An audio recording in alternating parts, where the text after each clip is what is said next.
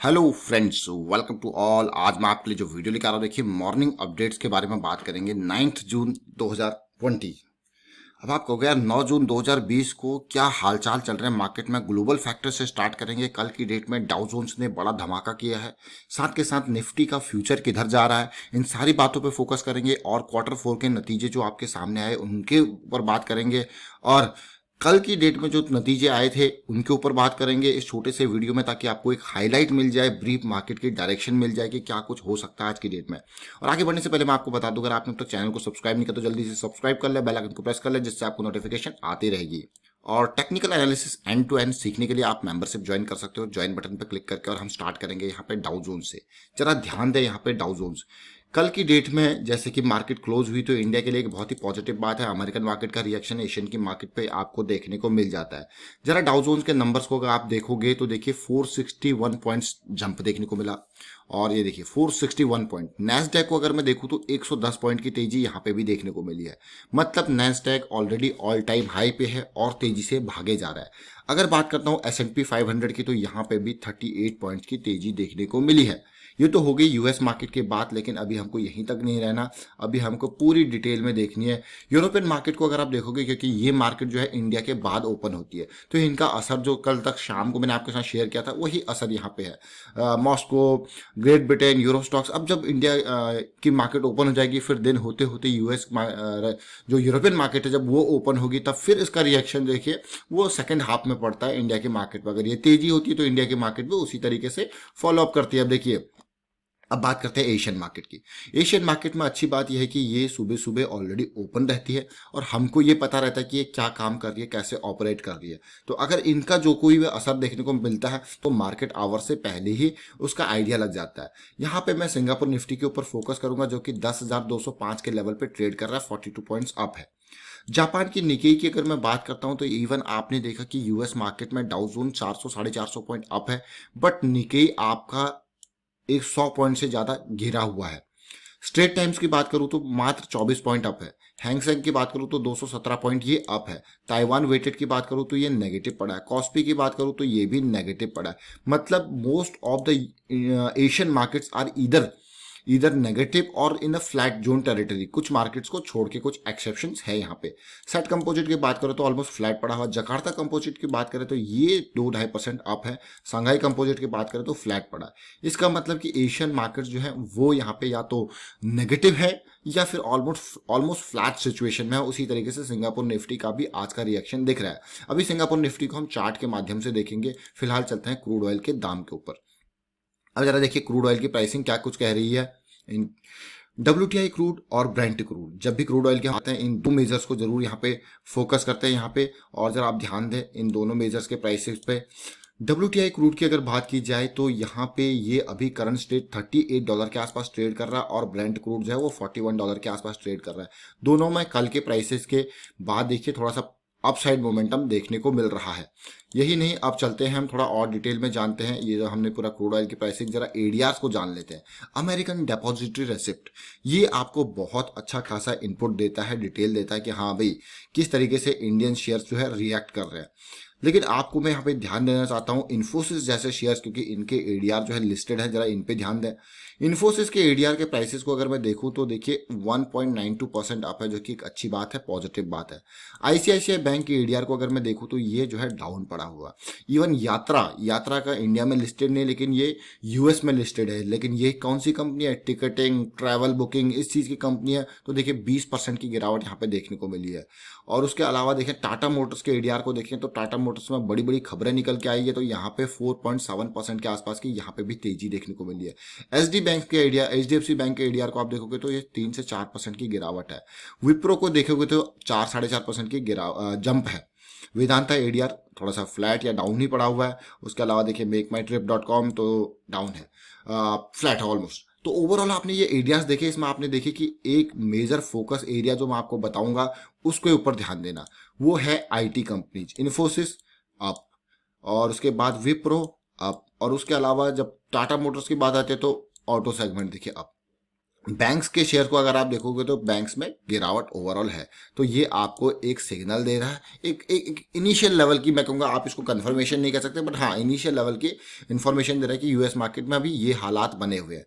अब ये तो आपने डिटेल देखी, उसके अलावा अगर आप अभी करंट स्टेट में निफ्टी के हालात देखोगे तो इसको भी समझते हैं। अब यहाँ पे हम बात करते हैं लो की।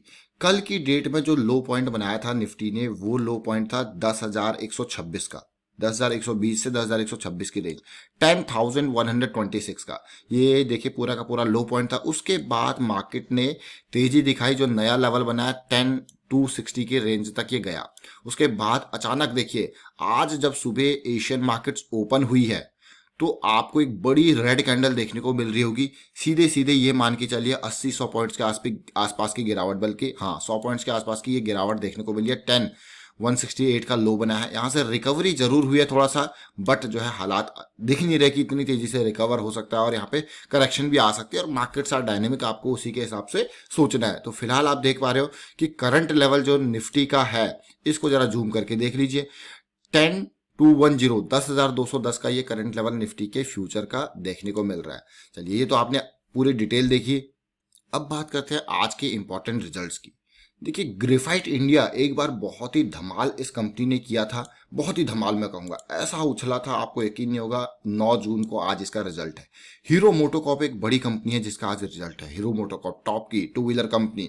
उसके अलावा KRBL, MRPL और ये बड़े नाम जो है, जो दिखने जो इंपॉर्टेंट नाम है जिनके रिजल्ट्स हैं, और अगर मैं यहाँ पे बात करूँ, यही इंपॉर्टेंट नाम मुझे यहाँ पे देखने को मिल रहे हैं जिनके आज के रिजल्ट्स हैं। और यहाँ पे हीरो मोटोकॉर्प जो कि सबसे टॉप का प्लेयर है, बॉम्बे डाइंग की का भी रिजल्ट है, छोटे प्लेयर्स हैं ये जरूर।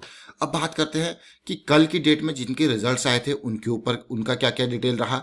तो कल की डेट में आपने देखा मार्केट आवर क्लोजिंग के बाद टाइटन के Q4 के नतीजे आए थे। ओवरऑल आपने प्रॉफिट यहाँ पे देखा, किस तरीके से स्ट्रॉन्ग परफॉर्मेंस यहाँ पे दिखाई। इसका वीडियो आपको ऑलरेडी क्रिएटेड था, एंड टू एंड जो रिजल्ट टाइटन का था, साथ के साथ कुछ डिविडेंड भी दिया है, ये इंपॉर्टेंट पॉइंट है। उसके अलावा टाइटन के अलावा अबाउट इंडिया का कल रिजल्ट आया था, 250 रुपये का डिविडेंड दिया था, और रिजल्ट के ऊपर ऑलरेडी वीडियो मैं आपके साथ क्रिएट कर चुका था। प्रॉफिट में थोड़ा सा गिरावट देखने को मिली थी अबाउट इंडिया, जो कि एक बड़ा शेयर है फार्मा सेक्टर का। इन दो कंपनीज के रिजल्ट आए थे, तो देखिए क्या कुछ आज की डेट में यहाँ पे हलचल देखने को मिल सकती है। अब चलते हैं निफ्टी के चार्ट पे एक नजर डालते हैं कि क्या कुछ हुआ कल, यानी कि 8 जून की जब आपने मार्केट देखी तो वहां पे आपने अगर गौर किया होगा तो एक इंपॉर्टेंट पॉइंट जो आपने देखा होगा कि किस तरीके से सेक्टोरियल इंडेक्सेस ने रिएक्ट किया था। अब आपको किस तरीके से रिएक्ट किया था। निफ्टी बैंक हल्का सा अप था, निफ्टी ऑटो देखिए पूरा डाउन पड़ा था, फाइनेंशियल सर्विसेज देखिए थोड़ा सा अप था, FMCG डाउन था, IT सेक्टर ने जो है 1.83 का एक कल की डेट यानी कि 8 जून को जो तेजी थी IT सेक्टर और प्राइवेट बैंक ने धमाल मचाया था। बाकी सेक्टर ऑलमोस्ट फ्लैट पड़े थे या फिर डाउन पड़े थे। यही दो सेक्टर्स हैं जिनमें थोड़ा पॉजिटिविटी आई थी। और media pharma, PSU bank, media, ये 1% से ज्यादा की गिरावट इन सेक्टर्स में देखने को मिली थी। अब निफ्टी के चार्ट पे एक नजर डालते हैं, वहां देखते हैं क्या कुछ अभी अपडेट चल रहा है। तो निफ्टी के चार्ट की जब बातें आती है तो मैं आपको हमेशा फोकस एरिया, कल शाम को भी मैंने आपको बताया था और अभी फिर से आपको रिपीट करूंगा, निफ्टी काफी क्रिटिकल जोन पे चल रही है। पॉजिटिव बात यह है कि अमेरिकन मार्केट बहुत तेजी से भाग रही है, जो कि एक अच्छा साइन है, और ऑल टाइम हाई पे चली गई है, जो कि एक आपको सावधानी बरतने की बात कहता है।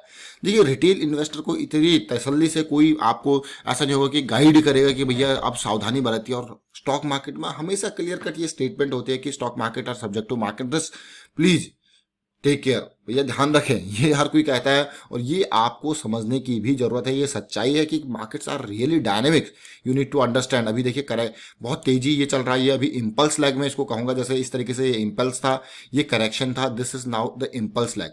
और इस इंपल्स लैग का जो डाउन साइड मोमेंटम होगा वहां पे आपको क्या देखना पड़ेगा, ज्वाइंट, जिस तरीके से ये ज्वाइंट मिला था, और ये डेली टाइम फ्रेम पर आप और अच्छे से देख सकते हो। फिलहाल मेरी उम्मीद ये है कि एटलीस्ट इसको 10,600 के लेवल तक कोशिश करनी चाहिए, और ये रेंज काफी क्रिटिकल है, 10,000 से 10,600 की रेंज काफी क्रिटिकल है। यहाँ पे बहुत बड़े बड़े रेजिस्टेंस फोर्सेस जो हैं वो काम कर सकते हैं, जो कि मार्केट को थोड़ा नीचे धकेलने की कोशिश कर सकता है। मुझे लगता नहीं कि मार्केट अभी के टाइम पे क्वार्टरली रिजल्ट से पहले इतनी ज्यादा नीचे मूवमेंट करेगी। ज्यादा से ज्यादा 9800 या फिर 8800 के लेवल पे इसका स्ट्रॉन्ग टॉप जो है, सपोर्ट जो है वो अवेलेबल है। अब बात करते हैं डेली टाइम फ्रेम पे। डेली टाइम फ्रेम पे कल की कैंडल बहुत ही खतरनाक कैंडल थी। कल की कैंडल बहुत ही खतरनाक इन द सेंस ओपन बहुत ऊपर हुई और उसके बाद डाउन आई। इसका मतलब है कि थोड़ा सा ना थोड़ा मार्केट को जो है रिएक्ट इस तरीके से करना चाहिए। इस तरीके की सिचुएशन आप देखिए बनी थी अप्रैल के टाइम फ्रेम पे, फिर सेम सिचुएशन देखिए दोबारा बनी थी जब गैप अप होता है और मार्केट उसके बाद नीचे आती है। देखिए इस सिचुएशन के बाद हम एक्सपेक्ट करते हैं कि हाँ भाई थोड़ा सा तो करेक्शन यहाँ पे आए और इसी तरीके की सिचुएशन ये बनी है। और मुझे लगता है कि इमीडिएट लेवल का अगर आज की डेट में जैसे कि मैं निफ्टी के फ्यूचर को देख रहा हूँ वो 10,250 के 200 के आसपास ट्रेड कर रहा है, तो वो ज़्यादा दूर नहीं है अभी के टाइम पे, यानी कि ज़्यादा बड़ा गैप हम एक्सपेक्ट कर नहीं सकते। हाँ ये है कि 8 बजे 9 बजे तक जब तक मार्केट ओपन होती है तब तक कैसा रिएक्शन होता है, ज़्यादा बड़ा गैप ओपन एक्सपेक्ट नहीं कर सकते। बट ये है कि सावधानी रखने की बहुत ही ज़रूरत आपको है। ये आपने निफ्टी के ओवरऑल चार्ट को देखा, यहाँ पे उम्मीद करते हैं कि निफ्टी अगर गिरे तो जल्दी से जल्दी 20 या 50 ईएमए का सपोर्ट 9600 9800 के आसपास ही लेके वापस जाने की कोशिश करें। वीडियो को शेयर कीजिए, लाइक कीजिए, चैनल अगर आपने अब तक सब्सक्राइब नहीं किया तो जल्दी से सब्सक्राइब कर ले, बेल आइकन को प्रेस कर ले जिससे आपको नोटिफिकेशन आती रहेगी। Thank you for watching the video.